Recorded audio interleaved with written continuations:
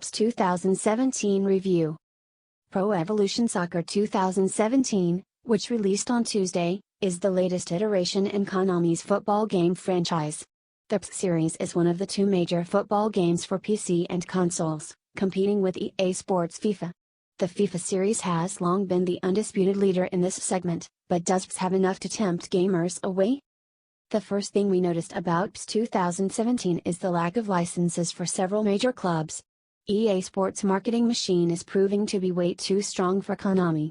FIFA has exclusive deals with clubs such as Juventus, Manchester United, and Real Madrid, apart from partnerships such as the one with the Spanish La Liga.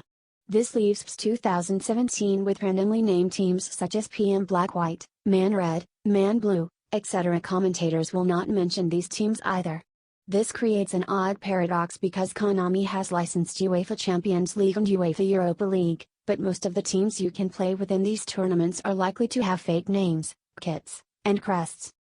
If South American leagues excite you more than their European counterparts, then PES 2017 is the game for you. It has licenses for all major clubs in South America. PES 2017 features real players with excellent likenesses, so the game doesn't suffer much.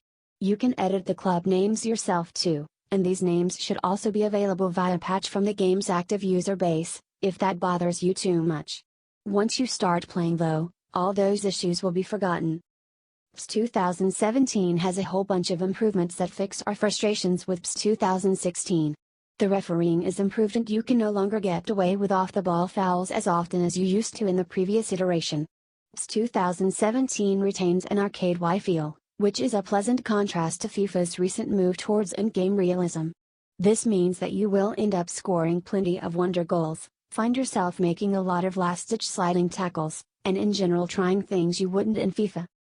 As with all arcade football games, pace is unrealistic in PES 2017. You'll find mediocre fast players running rings around the opposition and slower players will often be unable to compensate for that. Let's look at Arsenal's Per Mertesacker as an example. Mertesacker is a pretty good defender but he lacks pace.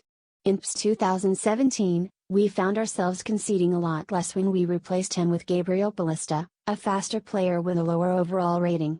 In real life, Mertesacker compensates for lack of pace through intelligent positioning. Not so much in PES.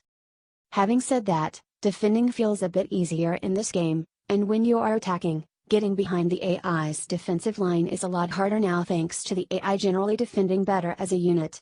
The conservative tackle, when you try to pinch the ball off the opposing player instead of sliding in, is far more effective in PES 2017. We notice defenders, both our own and those controlled by AI, taking the ball off players with clean, perfect maneuvers far too often. The player running with the ball often reacts too slowly, and at other times the defender defies physics to take the ball away. With certain tackles it should be impossible for the defender to stay on his feet, but those rules don't necessarily apply in PES 2017. This feels like a bit of a balancing act by Konami. You could load the team with pacey players and yet find yourself frustrated by a skillful player or AI with average defenders. The AI is much improved in PES 2017 too. We notice players in our team making excellent runs, and in general coordinating a lot better, when compared to PES 2016. If you play with a team such as FC Barcelona, where three world-class players operate in the front line, Luis Suarez, Neymar, and Lionel Messi, you'll suddenly find most of your through balls landing at their feet. When you're running with the ball, one of those three will make a great run for you to pick out. However, scoring is not so easy. The goalkeeper is a bit overpowered in PES 2017 but that's a good thing. Football is a low-scoring game and it should remain so even in arcade games. With that said, if you are a moderately skilled player and use the finesse shot to score, then you will find yourself scoring some crazy curlers. With top players such as Lionel Messi and Mesut Ozil, the curl on finesse shots is almost surreal. We're not sure if there's a bit of a bias in the game for left-footed players, but they're the ones who seem to hit the best curling shots. This feels unrealistic but we think every player will enjoy these moments, unless they're losing to wonder goals of course.